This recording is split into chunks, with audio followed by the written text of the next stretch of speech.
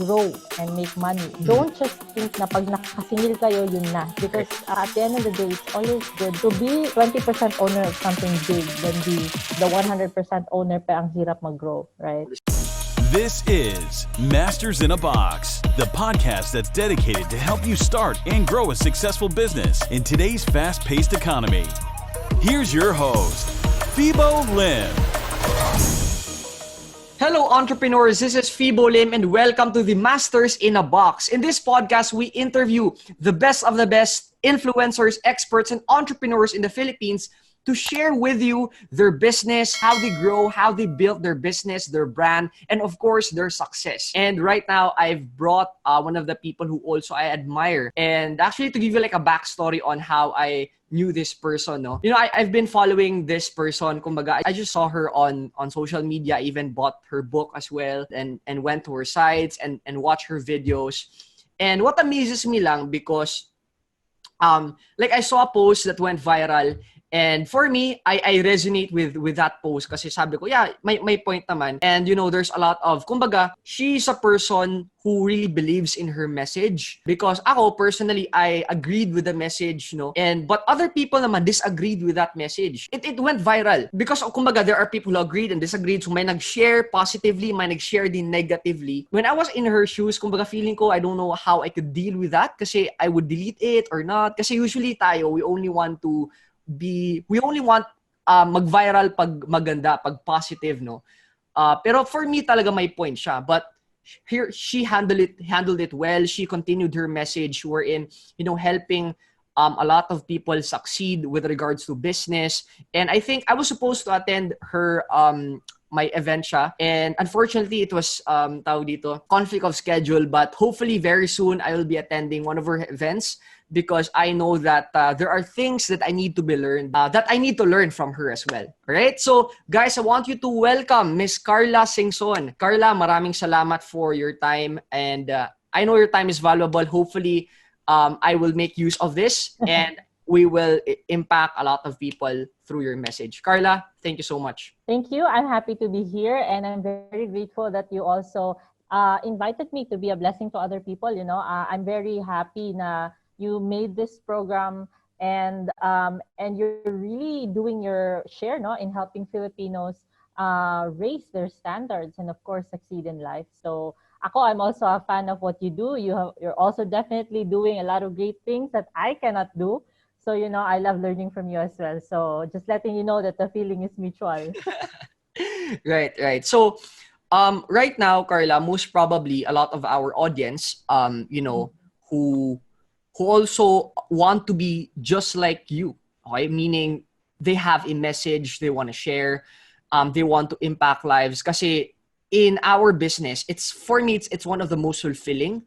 Kasi it's not just, you know, kumbaga, it's more on impact rather than for selfish reasons kasi not everybody, you know, are willing to do what we do. Is it okay if you could like share your like a quick backstory on, are you this person na ba? Bata ka pa lang, kumbaga, did you grow with a wealthy family? Did you dream to have, kumbaga, this kind of business, you know, impact to the world? Is it okay if you could share? Yeah, definitely. So a lot of my followers already know my story, but the short version of it was definitely hindi ako lumaki na mayaman. In fact, some of my earliest memories, if I close my eyes, I remember our house nung bata pa ako sa parang slums, I would say.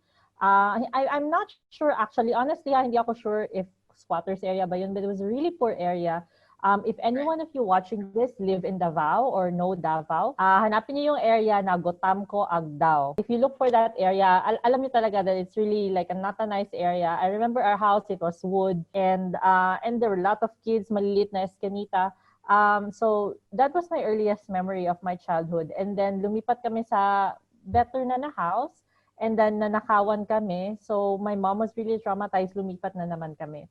So all throughout my childhood years, my parents really instilled the lesson to me na they always kept saying that we're not rich, but your education is the best inheritance that we could give you. And you know, my parents really tried their best to be entrepreneurs, I would say. Pero ang hirap. Because if you have 3 kids, na nasa private school, you have to stick to your job because it's what's giving you security, 'di ba? Mahirap mag-risk ng negosyo. So on the side, my mom would sell Avon, my mom would sell appliances. My dad on the side also rumaraket din siya. Minsan gumagawa pa siya ng embutido, gano'n. Yeah. So seeing my parents really have that dream, that entrepreneurial dream, that really became my fuel to work hard. And every day, I'm inspired by their optimism na when they see me, hindi lang na anak nila ako, they don't think I'm the greatest because anak nila ako. They really think that I can do it. They have no doubt that I will succeed. So, Right. yeah. So I That's think that was amazing. also a great privilege for me. How did you start your entrepreneurship journey ba? Did you start your first business? Did it become successful immediately, or how did it go? My first real business is my flower shop. So, I started it when I was 17. Nasa school pa ako nun. Wow. The story behind that is, nasa college pa ako na naka-uniform pa. Actually, ako yung nagbebenta ng flowers. Ako yung nagkokolekta sa M. Louvillier. And ako din yung nagde-deliver sa mga lalaki. So, sobrang nakakatawa because they think that it's a big flower shop or an established flower shop. Tapos nakita nila, ano ba ito, parang estudyante na ito nagde-deliver, diba? Parang, tapos syempre, napre-pretend lang ako na, maraket lang ako. Pero actually, that was my business. So, I needed the money because, yun nga, hindi kami mayaman. And at that time, I was part of a debate varsity. Kaso, technically, hindi pa kami varsity, club lang kami. So, I needed money to go to tournament. Hindi ko siya sineryoso, yung flower shop, until 2014, where I had the opportunity to open an office space. So, dun ko na siya sineryoso.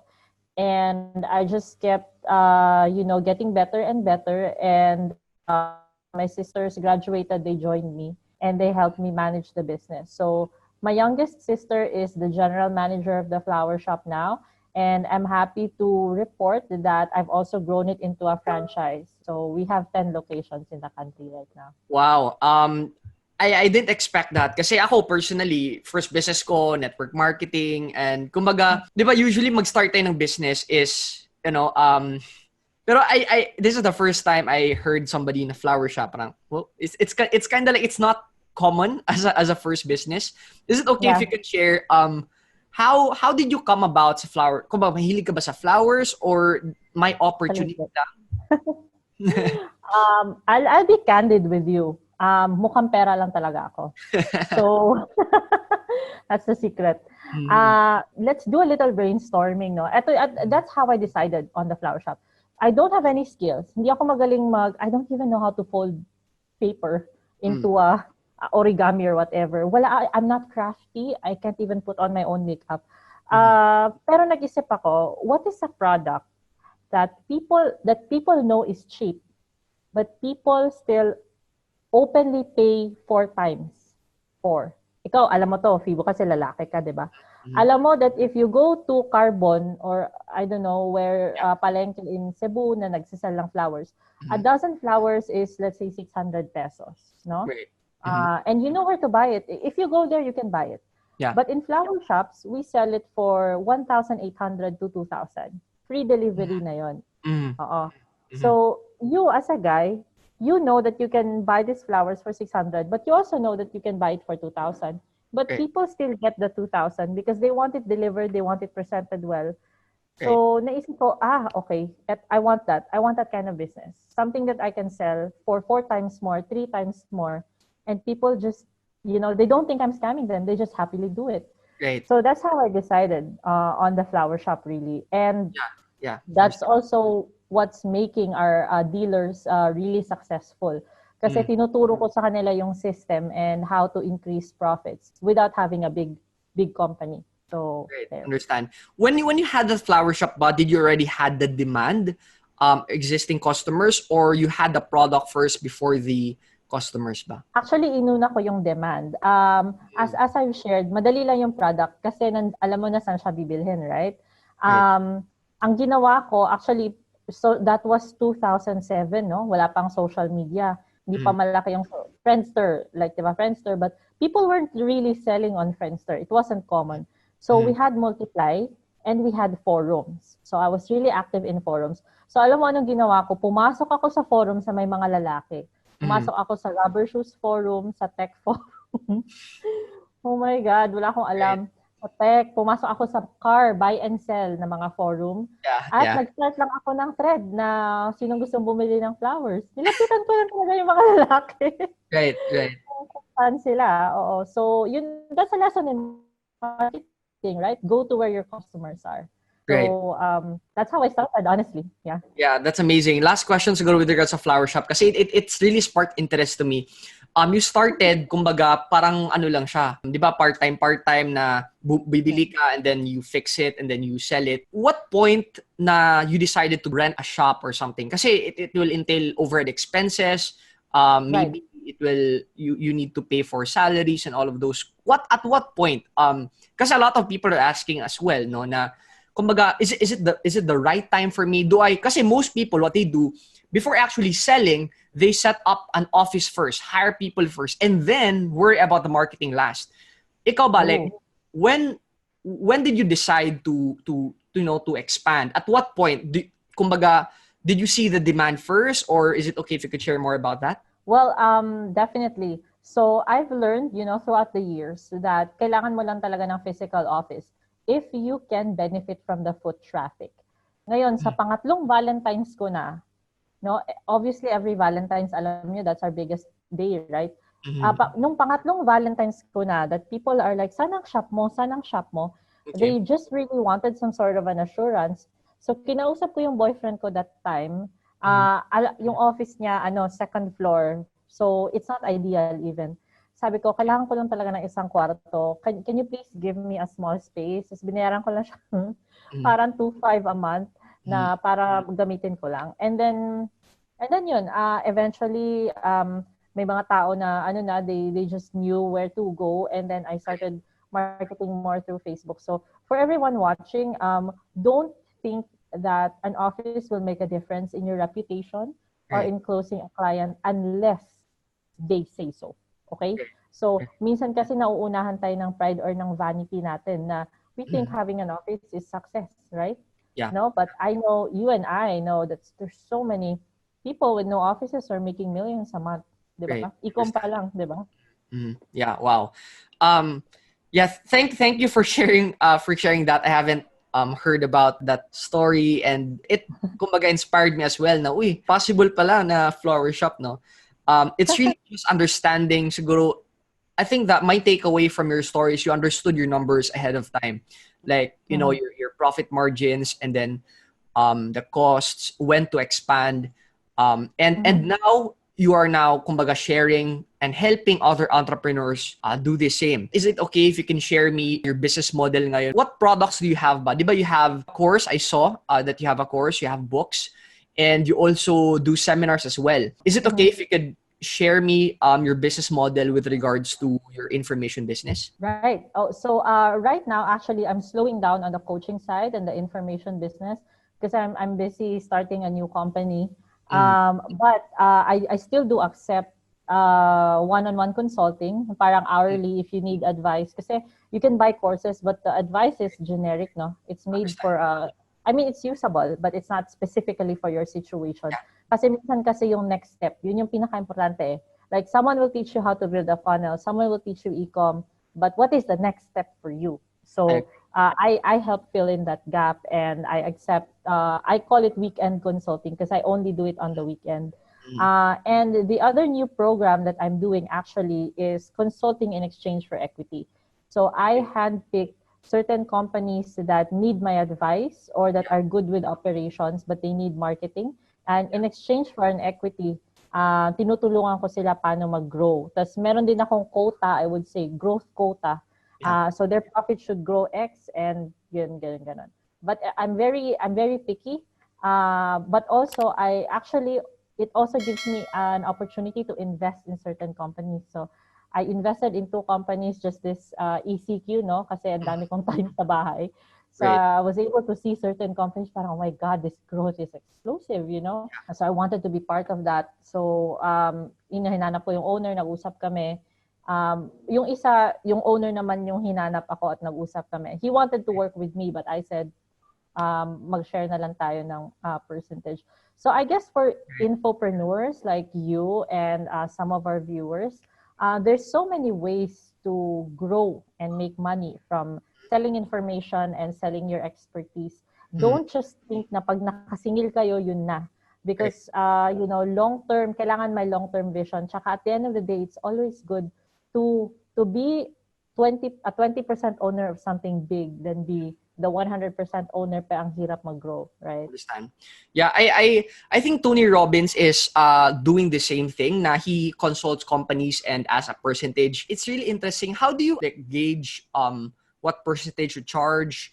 Do you also invest money or do you just invest your time and expertise ba when you partner with companies? Ako talaga, I tell them, I think it really starts with intention and I think it also matters your integrity din as a person. Kasi meron akong businesses na the more I got to know them, the more I realized they actually don't need my advice lang. They also need extra capital. So ino-offer ko din or minsan ino-offer ko na i-broker sila. So, a business brokerage din pa, it's something that I do. So, may mga businesses na nag-close, gusto nilang ibenta. So, binobroker ko siya. I help them create a presentation of their profitability, their bidding, para mabenta din yun sa buyers. So, yung mga binobroker ko ngayon, mostly salons and spas kasi may mga nag-close, no, unfortunately. So, tinutulungan ko sila to package their business, selling their business para mabili at a higher price din. Right? So, kailangan lang naman kasi ng marketing eye.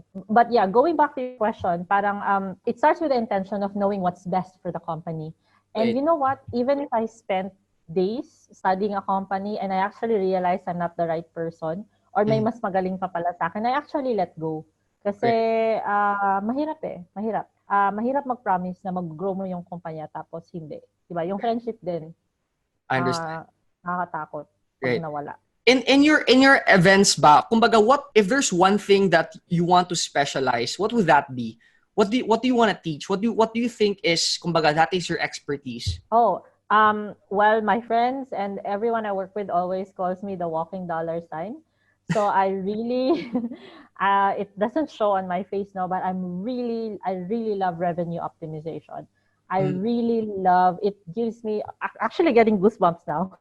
Just talking about it. I love looking at a business and seeing saan pa pwede magkapera. Yan yung parang I feel like I'm Nancy Drew, na parang hinahanap ko yung mga butas in the bucket. So, I'm skilled at sales and marketing, but I think ultimately, if there's one thing that I could do all the time, it would be definitely revenue optimization. There's so many businesses that are doing well, pero ang dami pa palang pwede, no? Yeah, so, that's the work I love doing. Yeah. I want to, kasi nakita ko yung expertise, like your passion with regards to revenue optimization. Before we proceed, kumbaga, to the next question, is it okay if you could share ano yung, kasi you've helped a lot of businesses grow. Is it okay if you could share like 3 things specifically on revenue optimization, what you did to grow their revenue? Okay, isusulat ko siya para hindi ko makalimutan. 3 things. So first is prospecting. I take a look at how they do prospecting. How do you get your first few clients? How do you prospect? Do you follow up with your prospects? What is your follow-up process? How do you get referrals? How do you increase someone's LTV? So I look at how they acquire clients. So client acquisition. And I see, call it lubricated sales. Sales kasi kailangan it's always flowing. Diba? It's always flowing. Ganon. Yung mga tao, they book a client, they prospect. Pag mahina yung sales. And then pag may nabook sila, they stop. So mali yan siya. So this is a very common problem. Kasi dyan magkagaling yung feast and famine ng businesses. At nangyari na din yan sa akin before. I would literally have a month that I would make 3.8 million and then next month wala. Sobrang funny and sobrang stupid, which it shouldn't happen, no? If kaya ko namang i-book yung ganun kalaking project, why do I stop? Because nagre-relax ka eh, di ba? So, follow up. The simpleng follow-up. So for the past few days, may nangyari sa server ko, may nangyari sa email ko, and I sent very high level proposals na hindi pala natanggap. Buti na lang talaga I follow up. So, hinanap nila sa spam nila, hindi talaga dumating. Pero I sent them a screenshot of the sent items na sinend ko naman talaga. So, at least hindi nawala yung deals na yon. So, I would love for you guys to look at how you prospect. Do you ever stop? How do you follow up your prospects? How can you lessen the conversation? So sa flower shop namin, it's Facebook chat. So we have perfected the system and lessened the conversation to 8 chats. Dapat sa 8 chat, mabook mo na yung client. So there are ways that you can adjust that then. Of course, with marketing automation, bots, funnels, it's so much easier right now. So I would say, if you want to increase your revenue, take a look at your prospecting. Saan ka tinatamad? Baka nandun yung hidden money. Number 2, and this is what I love because this really increases the value of a company. If you're trying to sell it for an exit or trying to look for investment, and that is recurring income.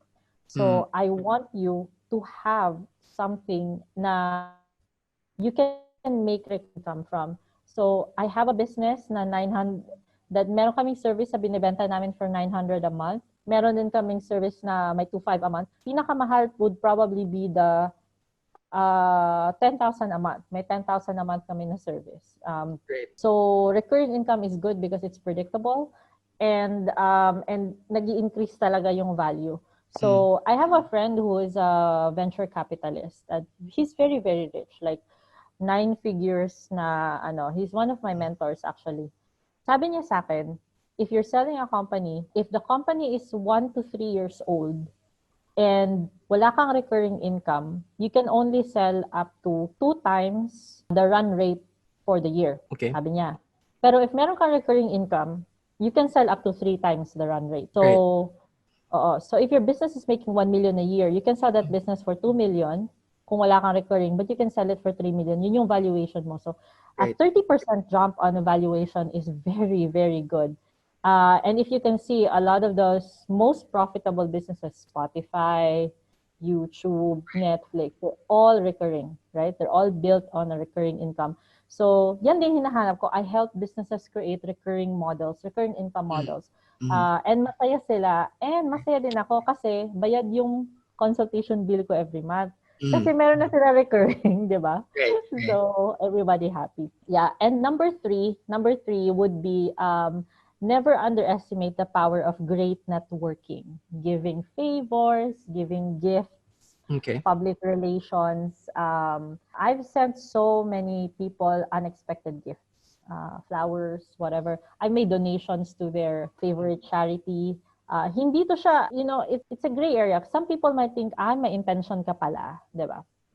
But if you really think about it, business relationships need to have surprises too. Hindi lang magjowa na, di ba pag yung spouse natin, girlfriend natin, pag wala nang surprises, boring na. Guys, it's the same in business. Pag wala nang surprises, boring na rin. Paano ka laging maalala ng tao? For me, it's gift giving. Unexpected. It has to be unexpected.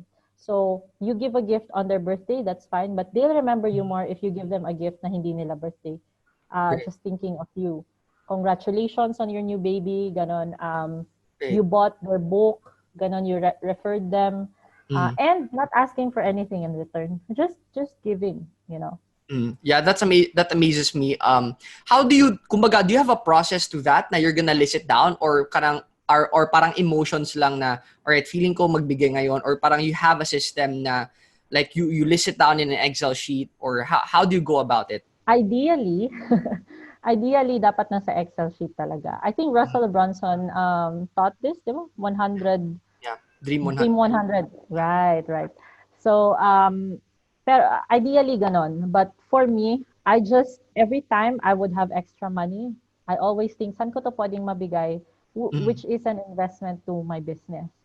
So, sometimes it's from friends or giving them gifts. Sometimes it's a charity. Sometimes it's donating to a charity in my friend's name. That's really great. Another tip pala, if you guys wanna go on a podcast, may isang high-level podcast that you wanna go, tell them, pitch yourself to them and tell them you'll make a donation under their name, under the name of their podcast. It's much more better to do that ask that way than, hey, pwede ba ako mag-guest sa podcast niyo? Ganun-ganon, di ba? Kasi it's less slimy, you know? Yeah, that's a gold and nugget. nakatulong ka pa. Yeah, that's a gold nugget. Nakatulong ka pa sa ibang tao.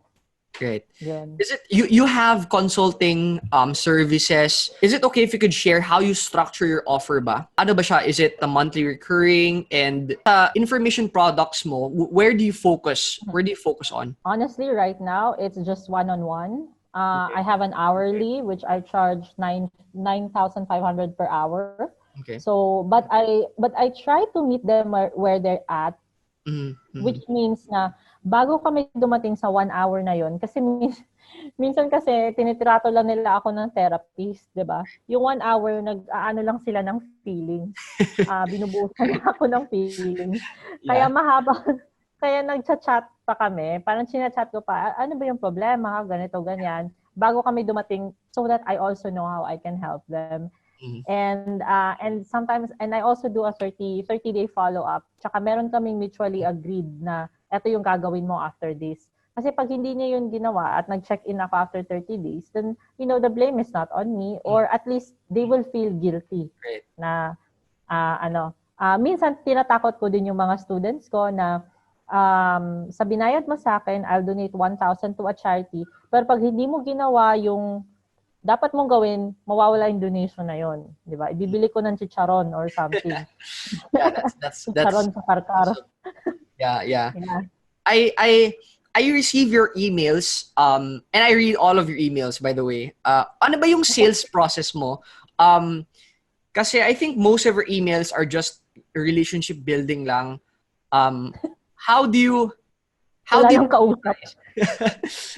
What's your sales process ba with regards to or your sales funnel, like emails or kumbaga, all of those stuff? Is it okay if you could share? Right. Yeah, definitely. You know what? You really caught me on that. Honestly, wala akong strategy sa email. Yeah. I just want to connect with my people and connect with my tribe. I just want, entrepreneurship is so lonely. Yeah. So I love reaching out to them and telling them that they're not alone. And I want everyone to have a feeling that, I will always be there constant, diba? Ang corny, diba? For 3 years, I have not missed an email to my list. Wow. And this is a free list. No, every Friday may email talaga yan, diba? Yeah. So, syempre, a lot of the credit goes to my VA na talagang hinaharas ako pag Thursday na, Ma'am Carla, diba? Ganun. So, minsan tinatawagan pa ako pag 11 p.m. na. So, I'm very, very lucky to have her in my life. Wala akong strategy, but what my general feeling is, I just want everyone to like me and to have positive feelings when they think about me or my brand. Yeah, understand. Because I feel like if people like you, you're already halfway there. Yeah. And there are so many people that are just watching, but one day they'll give you a lot of money just like that. Yeah. I have someone, you experienced this now. I have someone who told me last year, I've been reading your emails for years, for 2 years, something like that. And I really want your advice right now. Can I pay you 30,000 to get your advice, to get on 2 calls with you? So ko, what? That's more than my normal rate. Pero just like that, I didn't even need to sell, diba? So, I guess, it's an investment. It's an investment. Siyempre, binabayaran ko rin yung active campaign ko, diba? Yeah, that's my next question, supposedly. Like, kasi ako personally, that's my weakness. Like, kasi the point here is, as much as I want to, kumbaga, provide value, it's gonna, I need to invest time and ideas in writing email. At the same time, may make money din. Kasi as my email grows bigger, I have to pay monthly to my, kumbaga, autoresponder software. So, do you take into consideration about that? May babayaran ka every month? Or do you also clean your list? Well, I just let people unsubscribe. I actually don't clean it. And I don't have a very big list, actually. 5,000 lang siguro. But I would say, and I pay 1.5 a month. I think nandun ako na sa active campaign. I forgot actually, 1.5 or 2.5. So, that adds up, right? That adds up. But I do sell, my strategy is sell higher ticket things. So even if I sell one thing a month to one person, it makes sense, right? So right now I'm selling franchise offers, which my cheapest franchise is 185,000, which is my flower shop. So all of my flower shop franchise is wildly successful. Lahat ng franchise namin nag-ROI within 6 months. Merong isa 2 weeks lang, inggit na ako sa kanya. Nainis nga ako sa kanya. 2 weeks lang nabawi niya yung pera niya. Kasi magaling marami siyang nasa government siya, tapos lahat ng tao sa office nila sa kanya nag-order. So, ang galing yung 5,000 na list na yun, how did you acquire it? Is it organic lang? Yeah, it's all organic. Organic website traffic, speaking engagements, and putting out really valuable lead magnets. So, lead magnets are key, guys. If you can give a lead magnet that is worth $1,000, $500, 10,000 pesos, tapos ibibigay mo siya ng free, tapos you get people results, it's really, really good. Actually, meron nga akong mga kilala na infopreneurs, mas ina-effort nila yung lead magnet kaysa sa group coaching na. Sobrang nakakatawa. Oo. Is it okay if you could share? Ano ba yung lead magnet mo? Kasi honestly, 5,000, for me, that's a huge list for organic. Kasi I know yung 5... well, my weakness is organic. I'm more in the advertisement thingy. The problem naman sa akin, when I run ads, I have a bigger list, but most are less quality because they're a cold audience compared to organic na you build. Kasi I got inspired when you say 5,000 kasi most people want to have a bigger list first before starting an email relationship with their subscribers. Like I think that's me. That's why I acquire, and then pag acquire ko when I even reach 100 plus thousand subscribers, sabi ko ang mahal naman. I have to pay. Siguro I reach 20. I think I've reached 50k per month sa autoresponder kasi it's 100 plus thousand. Then I have to delete all of those stuff and because of those things, well, I wasn't able to send weekly content na because of all those. But it really inspired me kasi I believe yung 5,000 email subscribers is really quality, and I could really I really agree kasi you manage it well to build value, not just sell, but just give, and you've acquired it organically. So is it okay if you could share ano ba yung lead magnet na binibigay mo? Yeah, so my audience is of course largely Filipino. Actually, it's a principal thing for me. Marami akong, actually, pinapa-redo ko yung website ko, yung pinapa-redesign ko. Sabi ng designer, ma'am, saan yung testimonials mo na galing sa mga friends mo na puti? Sabi ko, no, I want to put the success of Filipinos there. I will not coach foreigners. If they pay for my rate, I'll do an hourly, but I will not, uunahin ko yung mga Pinoy because, there's 105 million people in the Philippines and most of us are poor. Kung tutulong na lang man din ako, if I'm gonna give the same effort, diba? Tutulungan ko na lang yung own people. And I know, Fibo, I know you feel the same way, right? I mean, you always go out. You have these masterminds na ang mahal-mahal where we meet people who are, foreigners, ganun. So, iniisip ko, ang ano ko talaga is, what do my audience like? What do my audience like interact with? Ano yung nakaka-trigger? Actually, yung triggers. So, may mga nakita ako na regular Filipino triggers, actually. So this one, getting to know your audience is very, it takes a lot of EQ to do it. So for all the infopreneurs out there, you make content every day, be consistent. That is half of the advice. Actually, you have to study psychology. You have to know what triggers your people. So I built a lot of content. In 2017, I wrote every day on Facebook. Wow. I wrote every day talaga. Then, until I was able to pick out ano yung mga topics na nagkakaroon ng mataas na engagement. So, and then I started to pattern sino yung audience that really loves my content. So I realized that most people who love my content are stay-at-home moms who want to start a business, which is so funny because I'm the opposite of a stay-at-home mom. I mean, sometimes, di ba, naman, I have my dirty jokes, I hate children, may mga ganon.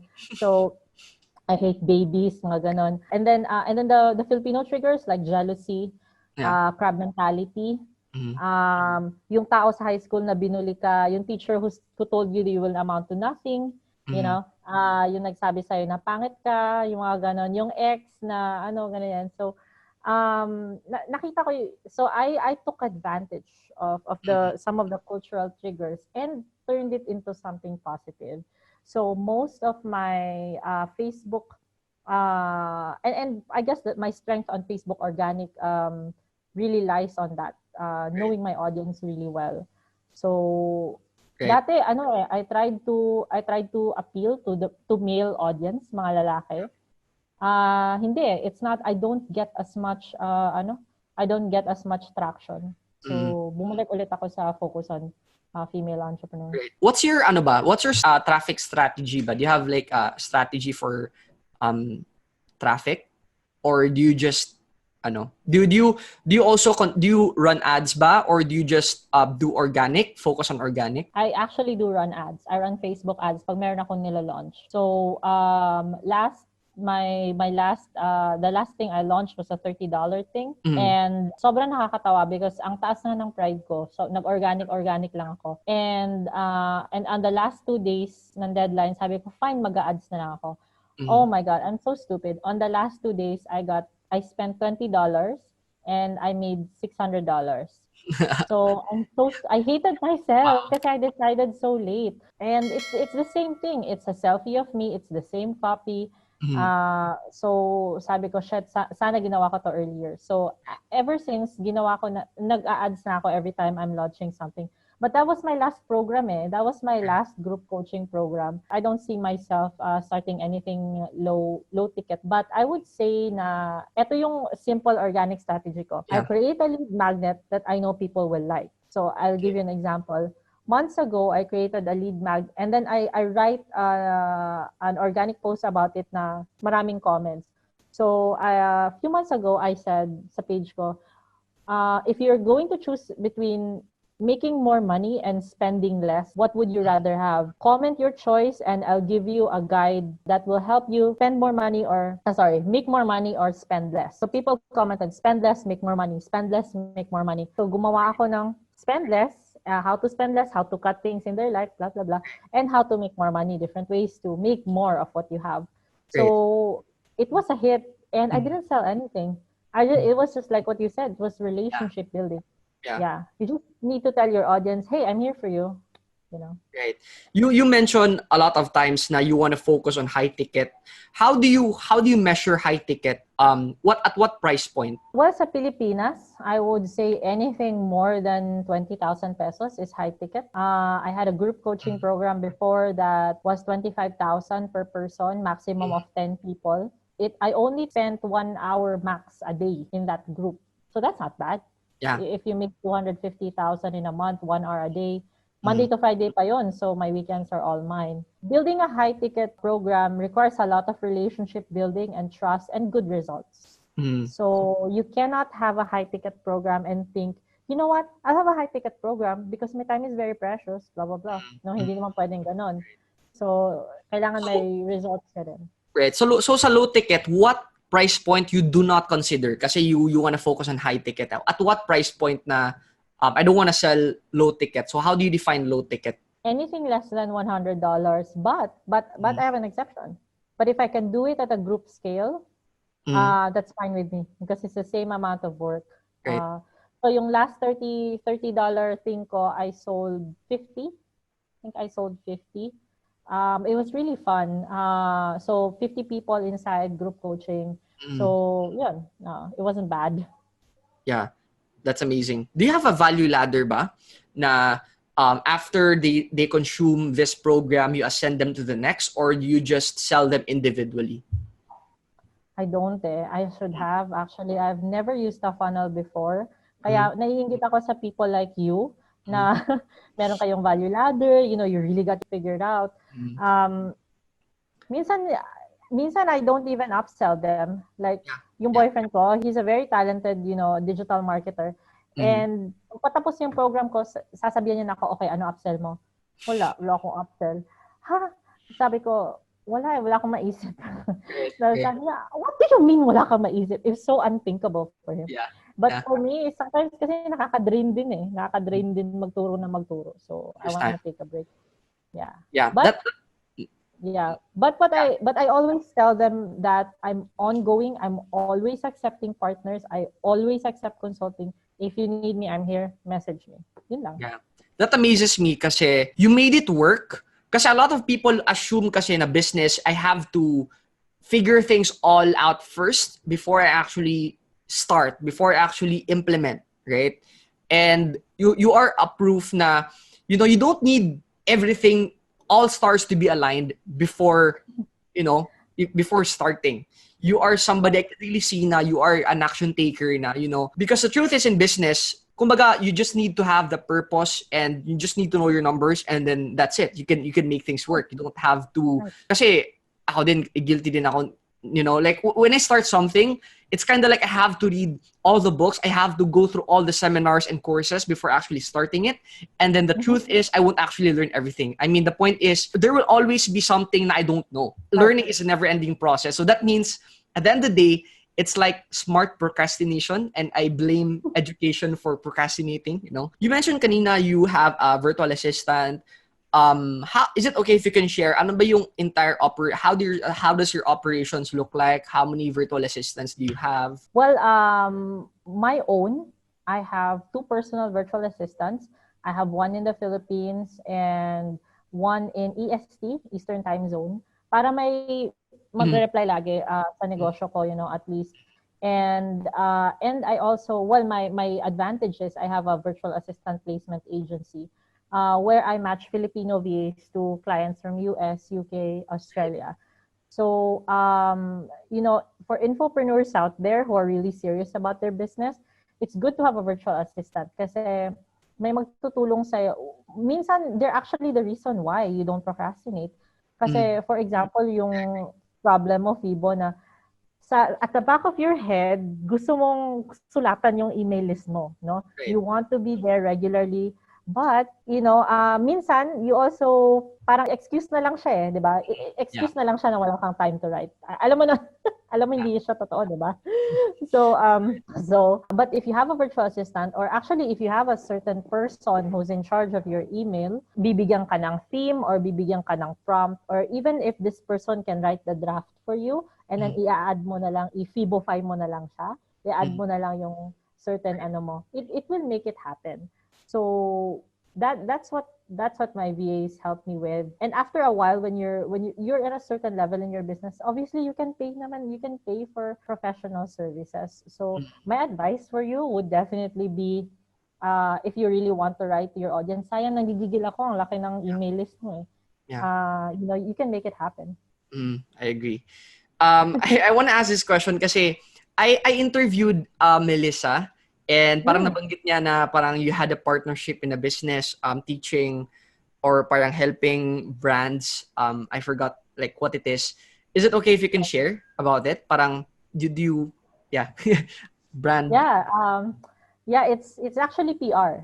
We have a PR business. It's still ongoing. Kaya lang, how do I say this? It's not a priority for a lot of businesses right now due to, the ECQ. But we help entrepreneurs get on top publications like NBC, CBS, Forbes. In fact, we even help them get a TEDx talk if they want. So it helps for credibility, especially dito sa Pilipinas, where if you're featured in Forbes, in Inc., Entrepreneur, it makes a difference. I mean, how many Filipinos are ever featured there, diba? So. And the great thing about PR is you invest on it once and you can use it forever. Yeah. Yeah. So, there you go. I think this is a smart question. And kumbaga, patapos na tayo. Because of this pandemic, of this crisis, maybe some of your businesses are also affected. Is it okay if you can share, how are you transitioning? What are your plans in the future? And also, I would, kasi I also nag-chat tayo with regards to this. What is your opinion with regards to what's happening and kumbaga what's happening, and at the same time, how you can relate that to your business and how are you dealing about it? What are your plans? So baka magkaroon ako ng new hater. and I share my opinion, which is awesome. Mm. More haters, more money. Don't forget, guys. So, um, well, I have an events business in events and PR business in headquartered in Davao City, but we do business in Vismin, no? So natamaan talaga kami. I think I shared with you earlier. We had a really great first quarter, 7 figures, and then biglang wala na. Yung last invoice namin nung March, yun na yung last. So ang hirap kasi first of all, my teammates were really worried about their job, you know. At saka mahal ang renta namin sa office namin because it's a big office and it's downtown. It's really you know, it was built for a multi-million business. Alam mo 'yun? Tapos biglang ganito, wala na, zero. So yung first ko na ginawa talaga is I really reassured them na hindi ko sila pababayaan. So if any one of you are watching this and you feel lost, a great way to pivot your business would be to look at your core strengths and to build a business or promote something related to your core strengths. So we were an events and PR company. So yes, nag-events kami, nandun yung negosyo namin, but we're also very good at design. We're also very good at copy, actually. We're also very good at project management, at PR, you know, PR, out-of-home ads. We have clients who are like really, really big companies, you know, Sony, Sharp, Starbucks. These are our clients. And so we were able to kind of turn it around. May 1 or 2 months kami na parang nga. Pero inaano ko sila nire-ready ko sila for the pivot. So even if you're not an events company, what are the core strengths of your team? No? And find an opportunity in the market na magma-match sa strengths na yun kasi pwede mo pa rin yung ibenta, you know. Yeah, so that would be my parang insight, my top learning. I will not say that I haven't been sad. I was really sad in Las Vegas kasi last year I moved to Las Vegas to start an events company there. I had to lay off my people. I had no choice, you know. I cried. It's my first time in 12 years that I had to let go of a person. So it was really painful for me. It really hurt me, I would say. But, you know, move on lang talaga, keep going. And my general opinion you know, a lot of people might disagree with me, but my general opinion is that I think we closed our economy too long and it's so hard because we really can't afford it. In poor countries, we lose a lot of people to poverty, crime, and suicide. In the Philippines, you can spend 50,000 to 100,000 pesos and you can start a new business. Pero pag 2 months or 3 months, walang kita yung negosyo mo, patay ka na. Hindi lang yung negosyo mo yung patay, pati yung dreams mo. Parang not a lot of people can take that loss emotionally and financially. Although my personal opinion also is that our government is doing its best. Actually, twice akong nakapag-avail nung cash assistance to businesses. Nakuha ko yung 5,000 ng DOLE, nakuha ko din yung 8,000 ng Department of Budget and Finance. So, nag-apply ako. Actually, I will not say I'm one of the lucky ones. Yeah. You will qualify for it, actually, if nagbayad ka ng BIR and SSS for the past 3 years. So, I was really strict on my employees na, guys, you have to be, So, masaya din sila. You know, I only paid half of their salary. Pero, binayaran din naman ng country, ng government, yung a little bit more. They had a little bit more. So, hindi naman sila napabayaan. Plus, you know, I'm stuck here in Thailand. But today, I applied for a repatriation flight and the government is paying for it. So, I think the government is doing its best. But, kinokopya lang kasi natin yung ginagawa ng ibang countries, no? The thing is, hindi pareho ng culture, hindi pareho ng population. I feel like we really have to open up. We have to open up. I think that coronavirus, it's real. I believe it's real. But I think it's overblown because we've lived through so many illnesses in our lifetime. Hindi naman natin sinarado yung economy for it. So for me, there's something else. You know, there's something else. And I encourage you guys to do your research about the rise and fall of economies, yung pattern. So actually, if you Google it, meron tayong tinatawag na mid-cycle dip, no, sa economy. So ngayon, yun na pala siya. You know, we're experiencing it. So even without the coronavirus, our economy will actually still go down, even without the coronavirus. So that's why I feel na parang baka in-overblow lang din siya because the economy is gonna go down anyway. Ang mahirap is lumalaki yung gap between the rich and the poor kasi the poor, saan ba pupunta yung mahirap, di ba? Either sa crime or sa mga Bombay. Yeah, So, understand. pababaon sila sa utang, ganun-ganon. So, it's kind of heartbreaking, but I'm doing my best to help people out and support local businesses, syempre. Great, understand. As somebody na mayaman, do you have Baka ano ba yung yung, IR? are you looking to investments right now? Maybe, properties, real estate, businesses? Curious lang. Yeah, definitely. I would love to encourage everyone to invest in real estate as much as you can. I know in Cebu, you can buy a house. You can start buying yung mga pre-selling na bahay at like 5,000 a month. It doesn't have to be downtown condo. I have a condo in Cebu that I'm paying for. I only pay 8,000 a month kasi pre-selling din siya. I also bought a couple of condos then last year na I'm happy that I made that decision. But I have something to share with you guys. So, kung gusto niyo mag-invest in real estate na konti lang yung pera nyo, konti lang talaga yung pera nyo, like 2,000 lang yung kaya nyo per month, hindi ko kayo binibentahan ha, mag-invest kayo sa memorial lot. Bumili kayo ng lupa na yung para sa patay. Because trust me, the appreciation rate on memorial lots is way higher than houses.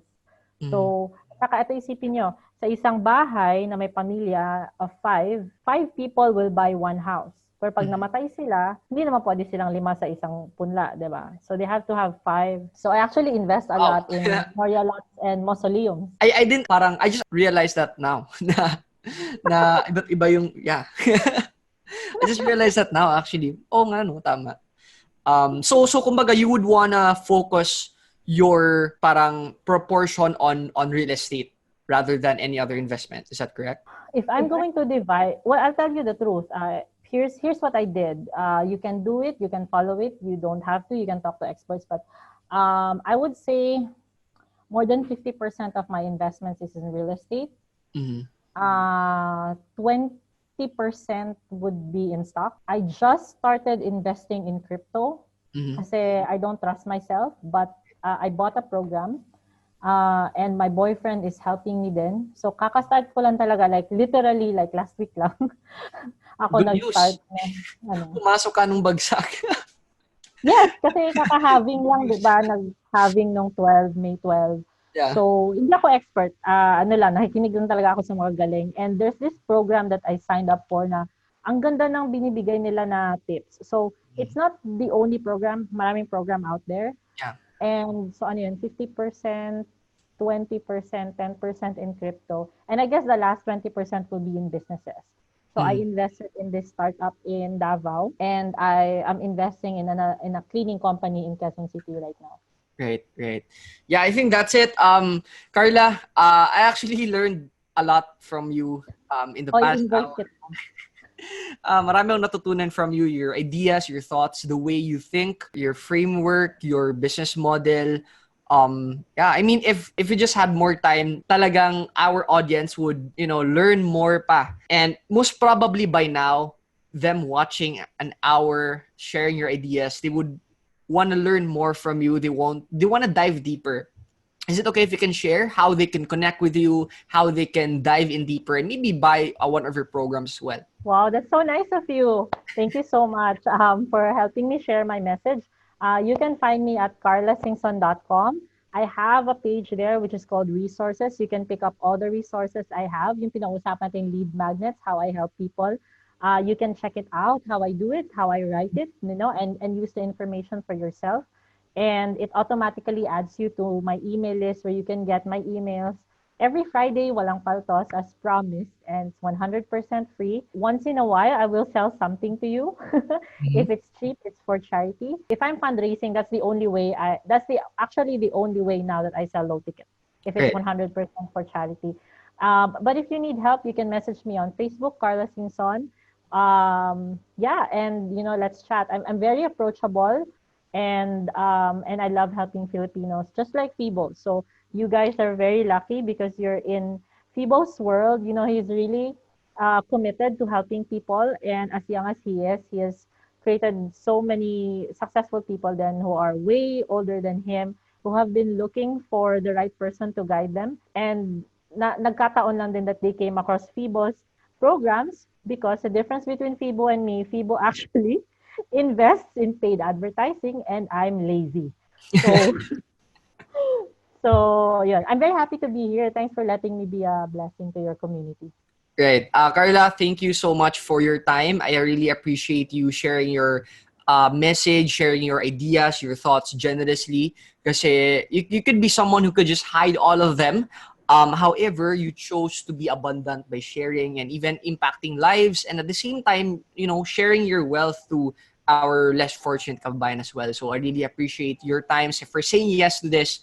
And guys, thank you so much, guys, for watching. I know your time is valuable. I hope that this interview would actually provide value, would change your life, and hopefully you would implement everything, because nothing, if you just learn and then it's just potential power. Unless you actually implement now, it becomes power. So if you want to know and discover more about, all these interviews in Masters in a Box, go ahead, click subscribe, follow us in our social media so that you will be notified once we publish new interviews. Carla, do you have anything else to say ba? Or wala naman? Well, nothing really. I just would say that, I really like what you said, that, learning is just stored potential, and it's just really, that's what a potential is. It's just an eventuality, but unless you take action, then it becomes something else and something more tangible. And, always remember, guys, you, me, President Duterte, have the same 24 hours a day. It just matters on how we spend it. So, spend it wisely. Yeah, I agree. Thank you so much, Carla. Thank you so much, guys, for watching. This is Fibo Lim. Stay safe. God bless you. Achieve success. Live with happiness and enjoy the good life. See you in our next interview.